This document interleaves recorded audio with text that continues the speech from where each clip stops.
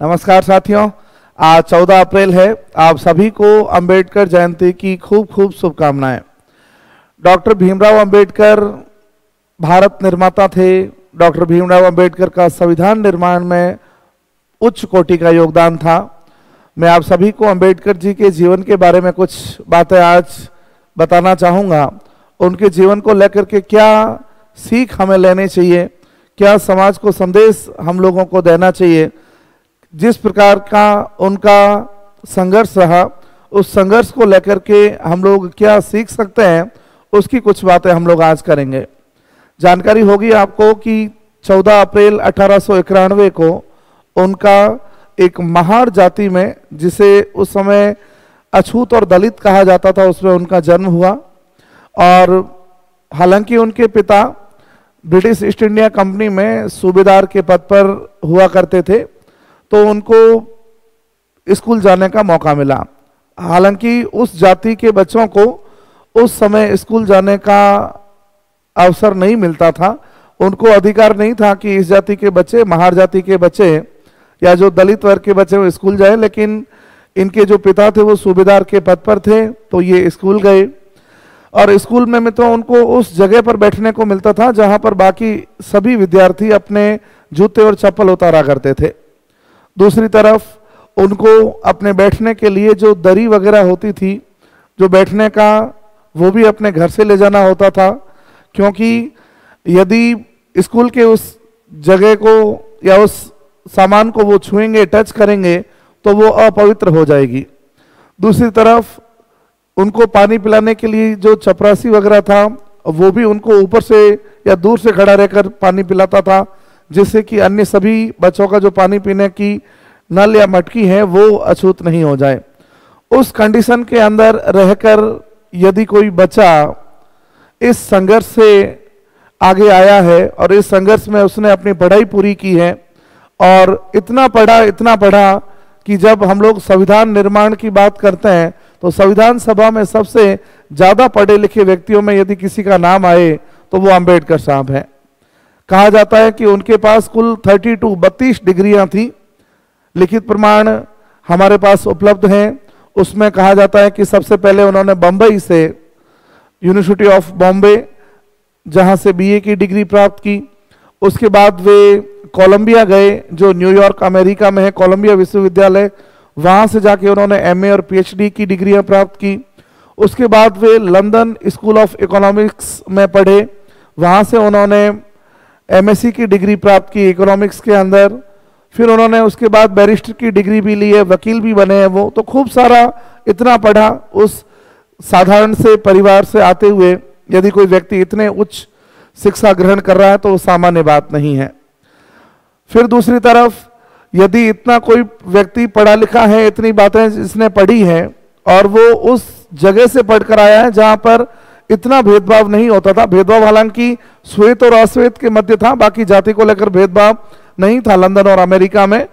तो वहां से कोई व्यक्ति इतना उच्च क्वालिटी का पढ़कर आया है और वो व्यक्ति वहां पर रहकर भी अपना अच्छा जीवन यापन कर सकता था।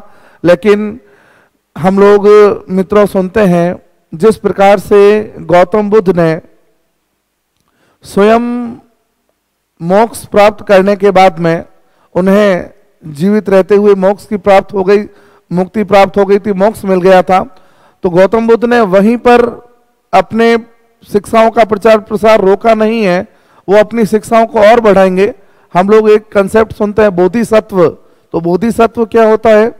जब इंसान स्वयं को मुक्त करके वहां पर रुके नहीं और इस संसार के कल्याण की कामना में लग जाए, संसार को मुक्ति की ओर ले जाने के लिए प्रयास करे, तो उसे बोधिसत्व कहा जाता है।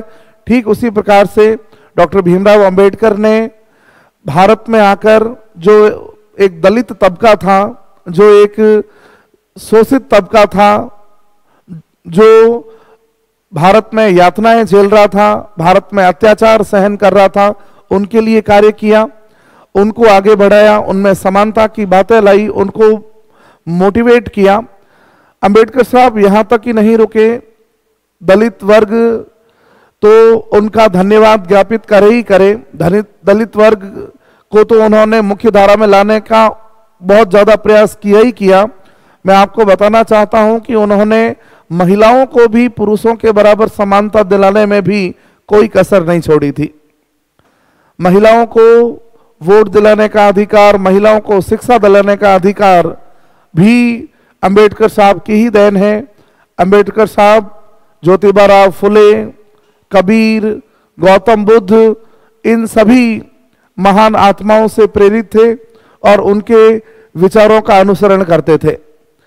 अंबेडकर साहब के जीवन के बारे में हम सभी को प्रेरणा लेनी चाहिए, हम सभी को सीख लेनी चाहिए।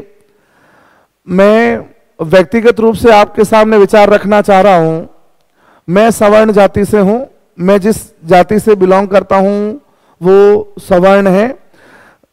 मैंने उस कंडीशन के अंदर भेदभाव, ऊंच नीच इसको फील नहीं किया है।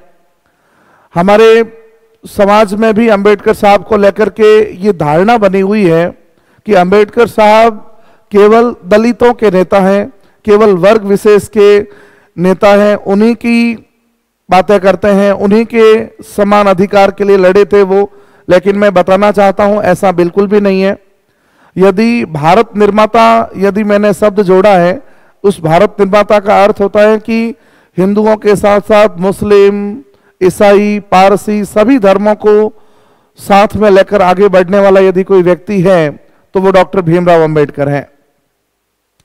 उस समय की कंडीशन हालांकि अलग रही होगी, जिस कंडीशन के अंदर अंबेडकर साहब ने अपना जीवन यापन किया होगा उस कंडीशन में ऐसा रहा जरूर होगा, जिस कारण से हम कहते हैं कि वर्ग विशेष को उन्होंने मुख्य धारा में लाने के लिए प्रयास किया। बाकी अंबेडकर साहब ने हर उस पीड़ित और शोषित मनुष्य के लिए नियम बनाए हैं, कार्य किए हैं, जिसके ऊपर यातनाएं होती है, अत्याचार होती है, जिसका जाति विशेष से, धर्म विशेष से, समुदाय विशेष से कोई लेना देना नहीं है। अंबेडकर साहब का स्टेटमेंट है, कथन है कि शिक्षा शेरनी का दूध है, जो जितना पिएगा वो उतना ही ज्यादा दहाड़ेगा। तो शिक्षा वो ही चीज है जो व्यक्ति को किसी भी कंडीशन से ऊपर उठा सकती है। जो स्टूडेंट्स ये कहते रहते हैं कि सर मैं गरीब हूं, सर मैं निम्न वर्ग से आता हूं, तो उनके लिए सबसे बड़े उदाहरण डॉक्टर भीमराव अंबेडकर हैं कि उस ब्रिटिश हुकूमत के समय में जब सामान्य वर्ग के साथ भी अच्छा व्यवहार नहीं होता था, तो उस अछूत जाति से आते हुए, उस दलित जाति से आते हुए इन्होंने जिस तरह से मुकाम हासिल किया, जिस तरह से अपना लोहा मनवाया और जिस तरह से भारत के अंदर संविधान विशेषज्ञों में सबसे उच्च कोटि में प्रथम श्रेणी में स्वर्ण अक्षरों में उनका नाम लिखा जाता है, वह वास्तव में प्रेरणा योग्य है। मैं आप सभी को आज अंबेडकर दिवस के अवसर पर बधाई देना चाहता हूं, शुभकामना देना चाहता हूं। हमको क्या सीख लेनी चाहिए अंबेडकर साहब के जीवन से, तो वो आप लोग ये सीखें कि उन्होंने उस कंडीशन के अंदर रहते हुए भी, उस दर्द भरी कंडीशन के अंदर रहते हुए भी परिस्थितियों का रोना कभी नहीं रोया। जो परिस्थितियों का रोना नहीं रोता है, प्रकृति उनको अपने आप आगे ले जाती है। हम लोग ये भी सोचें, हम लोग ये भी समझें कि जिस प्रकार से यदि कोई मनुष्य अपना सर्वस्व शिक्षा को समर्पित कर देता है, शिक्षा के अंदर लगा देता है, तो ये प्रकृति उस व्यक्ति को भेज ही देती है। जिस प्रकार से अंबेडकर साहब के जीवन में उनके गुरु को भेजा था, आपको जानकारी होगी। अंबेडकर जो आप लोग सरनेम देखते हो, ये अंबेडकर जी का सरनेम नहीं है। इनके पिताजी का नाम रामजी सालेकर था, उनकी माताजी का नाम भीमाबाई सालेकर था। जो ये अंबेडकर सरनेम आप पाते हैं, ये उनके गुरु का सरनेम है, जिनका नाम कृष्ण केशव अंबेडकर था। ऐसे महान गुरु जिन्होंने उस प्रतिभा को पहचाना, जिन्होंने उस व्यक्ति के अंदर उस छुपी हुई आर्ट को पहचाना कि ये वो व्यक्ति है जो आगे जाके स्वयं का, इस देश का नाम पूरे ब्रह्मांड में, पूरे विश्व में बढ़ा सकता है, अमर कर सकता है। तो उसको अपना सरनेम तक उन्होंने निकाल के दे दिया। तो जो उनके गुरु थे कृष्ण केशव अंबेडकर, उन्हीं के नाम पर भीमराव जी का नाम अंबेडकर लिया जाता है। तो आप सभी को एक बार फिर से शुभकामनाएं मेरी तरफ से इस अंबेडकर जयंती की। हम सभी अंबेडकर जी के जीवन से प्रेरणा लेंगे, हम सभी अंबेडकर जी के जीवन से सीखेंगे, और जब हम लोगों के हाथ में कुछ शक्तियां होगी, हम लोगों के हाथ में कुछ अधिकार होंगे, तो हम भी किसी उस निम्न वर्ग के व्यक्ति का, हम भी किसी उस शोषित व्यक्ति का शोषण नहीं होने देंगे, और उसके जीवन के अंदर यदि कोई हमारी तरफ से कोई सहयोग होगा तो हम जरूर करेंगे। धन्यवाद। जय हिंद।